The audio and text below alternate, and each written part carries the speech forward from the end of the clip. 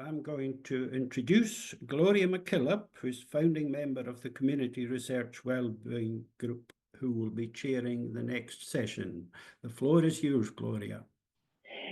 Thank you, Uist, and it's so good to be here. Looking back over the 50 years that I have spent here, having come from Australia, supposedly on a one-year working holiday, I found a picture of, I was working in a hospital in Bangor, and I found a picture of two little children in a macca of wildflowers that had an air of sustainability about it. They were children of a Dr. Robertson in Dalborough, I later discovered. Having finished my year or so in Bangor, I set out to find out how I could get work in this area. And eventually it was granted to me, and I found myself on the island of Berneray. And it was the Gaelic language that, oh my goodness, I feel I owe an apology to everyone here that I came, did not have a word of their language. They reached out, they included me, they accepted me, and I really hope we achieve what we are wanting from this when it all goes public.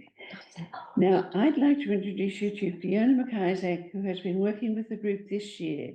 She will tell you a bit about her role and what she has been doing with us this year. Fiona. Hi everybody, agus Mathan Ba, is Fiona MacIsaac. I'm Fiona MacIsaac, and this morning I'm going to be introducing a short film that I made with the Comann Uist. I started filming with the Ada Soon Cafés back in February, and I was just, ever since then, I've just been so impressed by the breadth of the discussion and the talks and everything that's happened during the Cafés. And it's just been amazing to film with Comann Uist.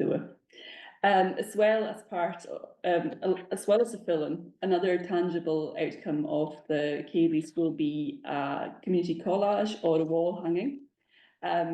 So this includes some work from Scholars Tuath as well, pupils of Scholars Tuath, maps of their own communities, along with work by the members of the Wellbeing Group who've been coming along to the Cafés. So it's going to be an ongoing, evolving part of the work. So I guess we go on to the film now.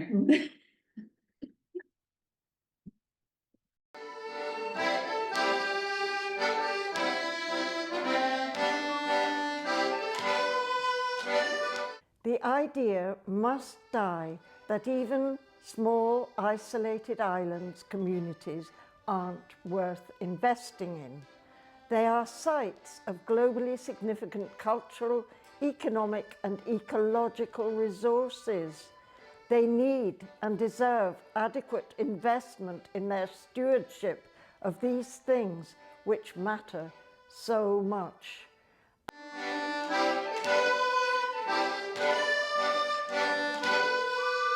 Other slides. So there was, we found there was concern relating to heritage and culture, and that the loss of that. There were concerns about the environment. They were which are voiced strongly, and also people's connections to the environment as well. And I will come back to this shortly because it feeds into the first workshop for phase 2. There was also, you could see the importance of spirituality and the importance of community. And again, this indicated the links and intersections with other aspects of personal well-being, especially that importance of community to personal well-being. There was concern that North Uist community was not being consulted or heard locally or nationally around key issues. So again, that's something that I don't think is a surprise for a lot of people. There's also a concern about Gaelic in all speaking categories, so the decline of Gaelic and a wish to reverse the decline of the vernacular use. So that's the community use of Gaelic. And this is in relation to, and so we're talking about, sorry, coming back to the consultation of community, there was a lot of issues that came up about the specific issues about not being heard. But also there were concerns as well about Gaelic policy as well. So that again is something that I know that our UHI researchers are very interested in. There was strong support in the summary findings of recording place names and recording landmarks of importance. There was interest in the heritage walks, which obviously we've been piloting through the phase 1 of the Air Sun project that we're going to be continuing to do, and other activities related to heritage and Gaelic. And the Gaelic classes are popular, and I believe we continue to have those. Well, the team are continue to run those at the school, and I believe they continue to be extremely popular. The local community as well voiced a keenness to develop the school, but also caution in relation to wanting there to be coherence with the other community groups. So specifically, I believe someone actually commented that it was really important that there wasn't any overlap. There are lots of community groups, and I suppose it's just that one where we're working together, but we're not overlapping, especially in, I suppose, small communities. That can be quite challenging. We wanted to work with researchers to see how we might present better evidence to fund the refurbishment of Scoil Charnish. My heritage has always been precious, but it became more precious after COVID, if that makes sense, because many of the people, sadly, that would talk about our well-being were no longer with us. And there was a new generation, if you like, coming in. In the second year, we tried to delve deeper into our main concerns. We split these up, but in reviewing the resources on Guthan and Yellon, we found that we couldn't do this. A major finding was that each was so closely related that they were like the fingers of one hand.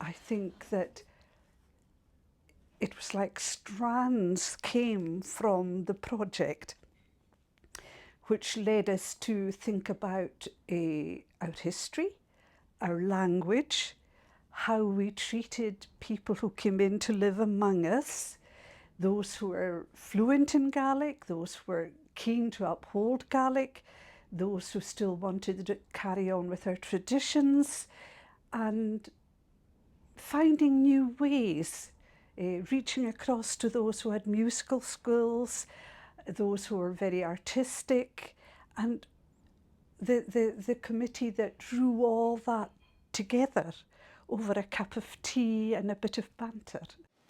One of the most beautiful things on these islands are that people live in peace and harmony. That's not by chance. That's not by mistake. That is because you, to this day, your ancestors, for the last 6,000 years, have relied on each other and on nature and on Mother Nature and on survival. But it's not a survival of anger or fighting, it is a survival of respect. The Ada Isund survey showed that there was widespread concern across the community about the state of Gaelic in North Uist. That speaks to a well-being issue at community level, because this concern is shared not only by Gaelic speakers and Gaelic learners, but also by community members who are not Gaelic speakers, but nevertheless recognise the importance of Gaelic within the community, and are reluctant to see that resource dwindle and disappear. Since child, I loved birds, I studied them, and every loss affects me in a way that is almost a visceral pain. This is a new term, solastalgia, instead of nostalgia. And he was a university professor, but also a psychologist, and he said in his praxis, in the last 7 years in Australia, more and more people came with signs of depression, of distress, and when he asked them what is the reason, more and more is the loss of places they knew. Beautiful places they used to play as children, they would go and visit, and they are destroyed. Maybe it's now just a parking place or so. This pain, and in being old, I start to cry. I have seen so many things disappearing, and it really affects me quite a lot. And we are very fortunate as Gaels when we lose somebody in death that we can go to music and go to poetry for healing, because within that there is healing.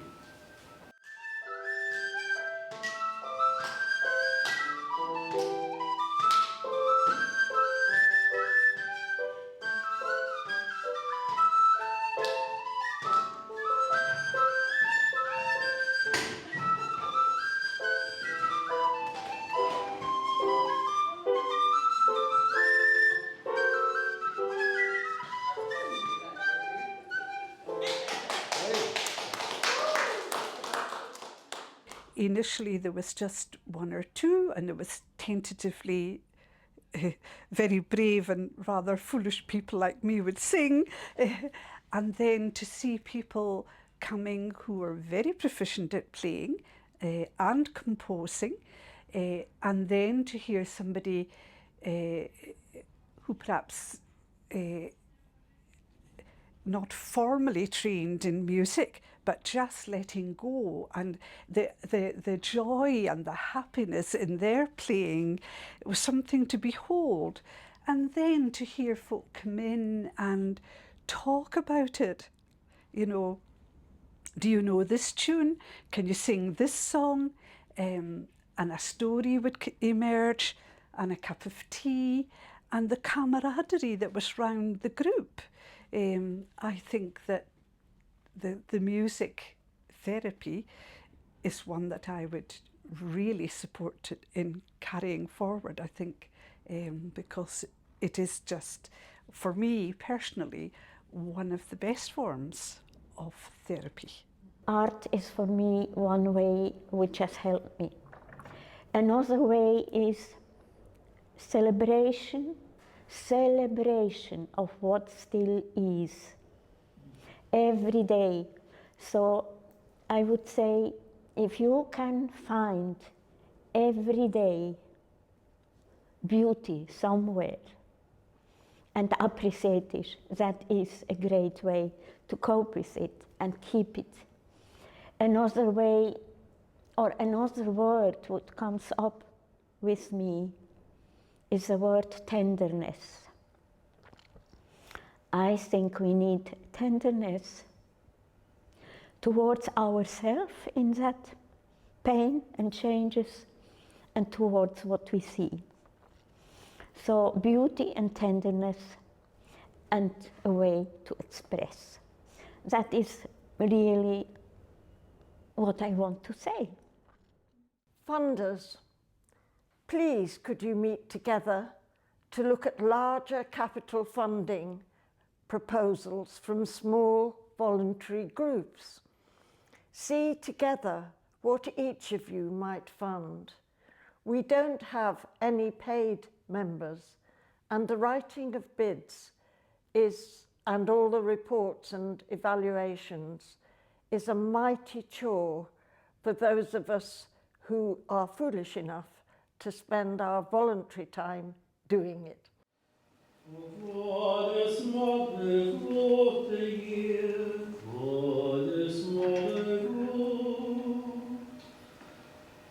What's the first line, the first verse?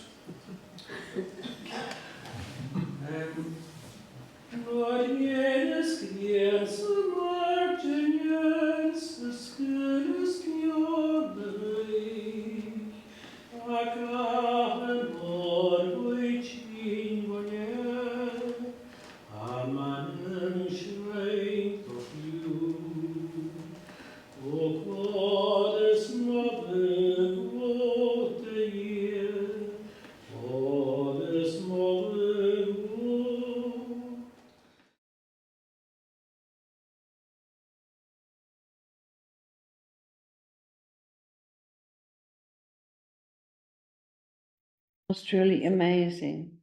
It brought back so many vivid memories of my first time here when I arrived on the 13th of May 1967, a Saturday, and was advised by the dear nurse I was coming to relieve that the following day was Sunday, church was at 12, be there. Well, I went in search of churches across the world from childhood, we were in and out of churches, so I sought them wherever I found myself in the world, but not a mention of a foreign language and no music as such, no organ. But from then on, it was the Gaelic psalm singing. Nothing else did I really understand. It was all a foreign language, but this psalm singing was like a blessing to my life. A church of tenors. It was a packed church, and the presenter would give the leading lines, and everyone joined in. This film demonstrates the real need to have well-being groups supported and developed, because music can be so healing in so many ways. Fiona, thank you. Thank you. I would now like to introduce you to Archie Campbell, the project's Gaelic tutor, who will tell us about the Gaelic pop-up cafés that we have run over the winter and again for the summer visitors. Archie. It's Mr. Archie Campbell. I'm Archie Campbell. I feel a bit guilty coming from Benbecula over in North Uist, but my grandfather was from Holgary in North Uist, so I feel a very strong connection with North Uist through him.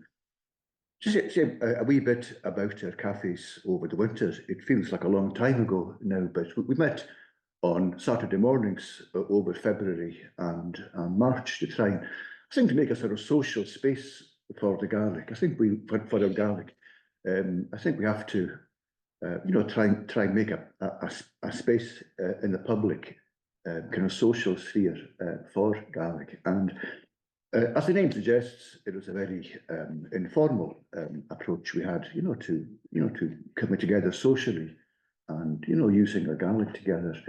A cafe was the word we used for it, and we'd sit down and have tea and coffee and play some games, and I was really amazed with all the stories that emerged from our time together. People perhaps whom I don't always see very regularly, but we sat down, and I remember one particular day when we talked about our school experiences.